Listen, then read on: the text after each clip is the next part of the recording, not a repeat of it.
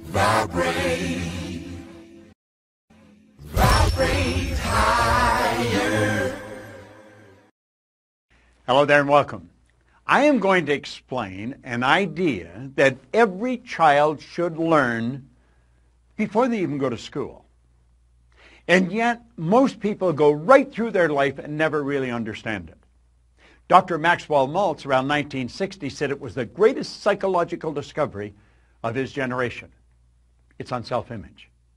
You see, you and I have an image of ourselves. It's how we see ourselves. I know there's a reflection come back from the mirror. I can see me. That's a reflection of my physical being. But that's not how I see me. I see me in my mind. And it's based on information that I have on me. Now, some people have a lot of false information, so they've got a very false self-image. Around 1960, Dr. Maxwell Maltz wrote a book called Psycho-Cybernetics. Cybernetics was a new idea. Cybernetics was something that was discovered around the Second World War by a physicist and a mathematician, Wiener and Rosenbluth. They didn't even have a name for it. And it was used for heat-seeking missiles. And they pointed out that cybernetics is the science of control and communication in the animal and in some machines. And what it does, it measures deviation from a set goal, sends information into a coordinating mechanism that'll correct the output and keep whatever it is moving towards the goal. Well, do you know you have a cybernetic mechanism locked up in you? Now what I've just said may not make any sense to you at all, but before you finish watching this video, it's going to make a lot of sense.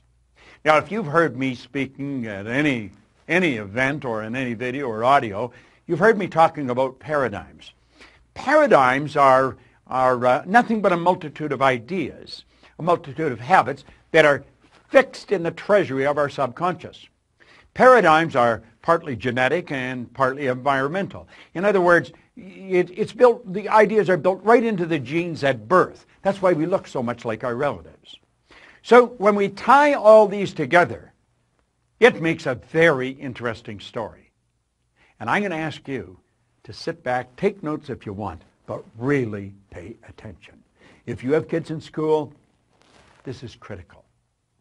If you're in sales, your sales will skyrocket.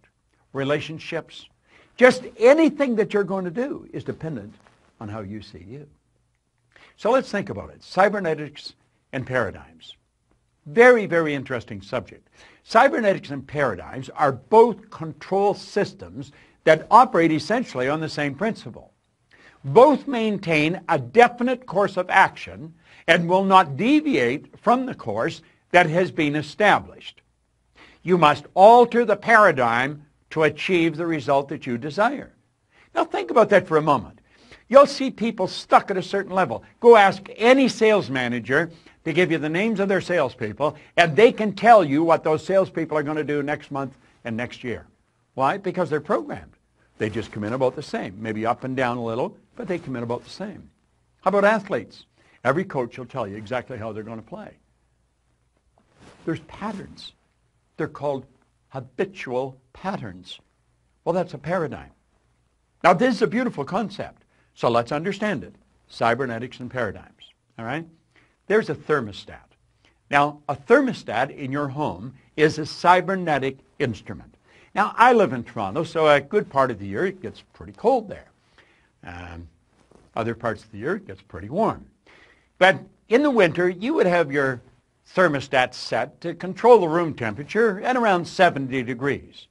Now, you could be sitting there reading a book or something, and all of a sudden you feel a draft around your feet, and you're starting to feel a little cool, and you think, what's going on?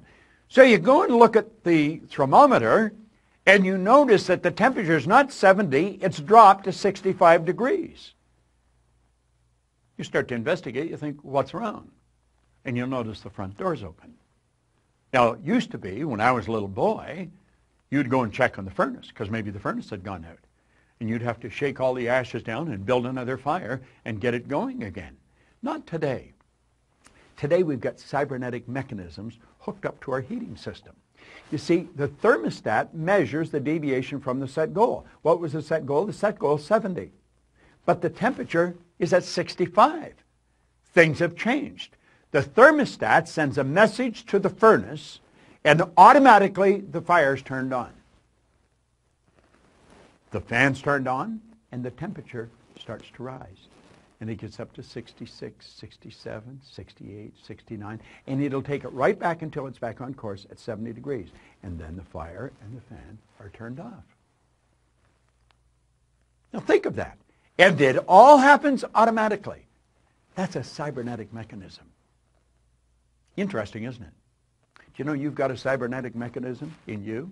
Let's look at it another way. Let's look up at the sky. Here's a big plane. Now, the automatic pilot on a commercial plane is a cybernetic instrument. That's exactly what it is.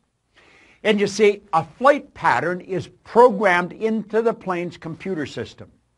When the plane goes off course, the cybernetic system measures the deviation from the set goal, and it corrects the flight pattern.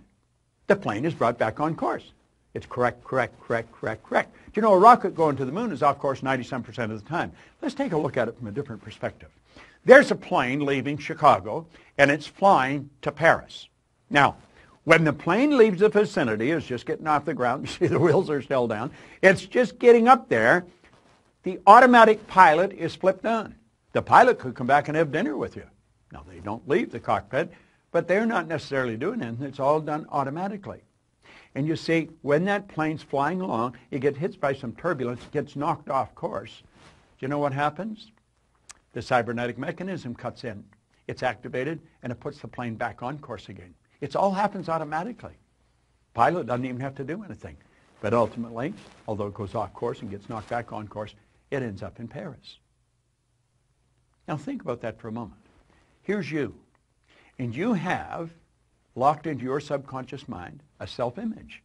And that self-image operates like a cybernetic mechanism. Okay? Your self-image is a cybernetic instrument. Now, let's suppose your self-image is that you are overweight.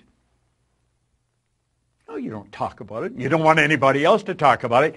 But inside you feel you're overweight. And you just get to a point where you can't handle it anymore, so you make a decision, I'm going to go on a diet, and you instantly move into action. Now what happens? Well, you start to lose weight. Why? You're starving yourself. You don't eat anything white, and on we go. No more chocolate. Why? Because they make you fat. That's not what makes you fat. It's the image that makes you fat. If you had a skinny image, you could eat all the chocolate in the world. You just pass off what's not needed for the manifestation of the image through your eliminative system. Eliminative system is one of the systems in your body. Now here's the point. When a person who is overweight goes on a diet without changing or altering the self-image, any weight loss is temporary. That's why people gain and lose tons in a lifetime. Say they lose it, you're automatically programmed to find whatever you lose. The self-image, being a cybernetic instrument, measures the deviation from the set goal and immediately corrects the course. The weight that was lost will be found. You see, you look at the scales, you don't relate. That's not really me. That's not really me. So what happens? The weight's put back on again. Isn't that interesting? I know. If you have a weight problem, you're saying, damn, I never knew that. Well, now you do know it. But you see, if you're going to change the weight, you've got to change the paradigm. That's what our company's all about. We help people change paradigms. We help them live in the body they want to live in. I'm so happy and grateful now that I'm at my perfect weight. I'm looking good. I'm feeling great. You can do that. You can live the way you want to live. You're God's highest form of creation. Where's another area that we could use? Well, you can use it in any area. Let's take a child in school. Now, this is all in Psycho-Cybernetics, Dr. Maxwell Maltz's book. And here's something else. What's the point of making heroic vows of amendment if the same old lawbreakers are going to keep them? I am going to take the weight off. But you don't change the lawbreaker, the paradigm. Emerson was right.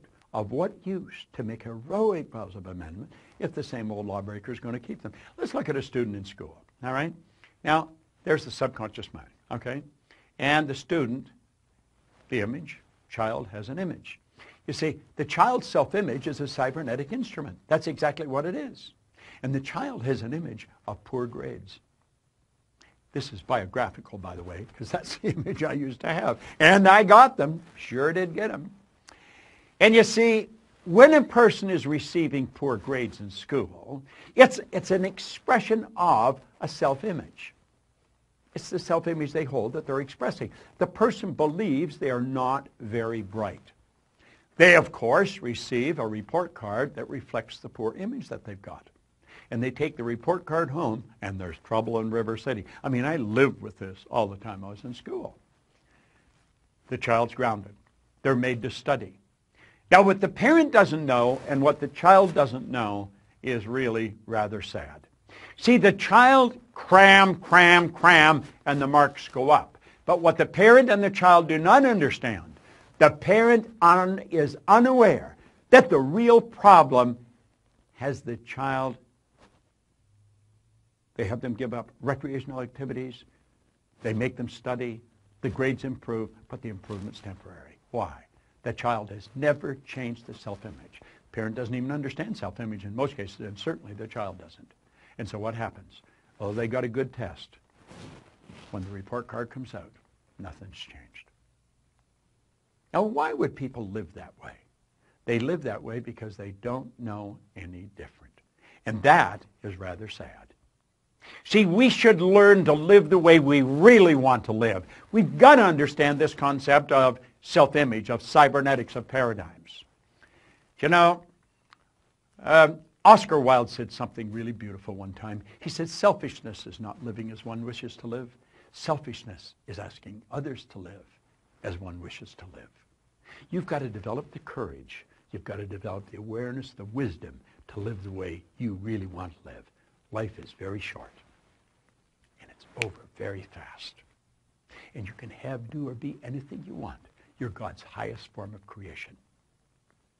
If you really want to check in to programs that will change the course of your life forever, understand this. Myself and my associates in our company spend all their time studying this. I have personally been studying it for over 50 years. We have some of the best programs in the world. Some of them run for a week, some run for a year, some run for an hour every day. But I'll tell you this, they'll have you running in the direction that you want to go for the rest of your life. Leave us your information. Let us talk to you. And absolutely refuse to spend another day living the way someone else wants you to live, so that they're going to be happy with you. See, most people live the way they think other people think they should live. At the very best, that's got to be a bad trip. This is your life. Make it a phenomenal experience. This is Bob Proctor.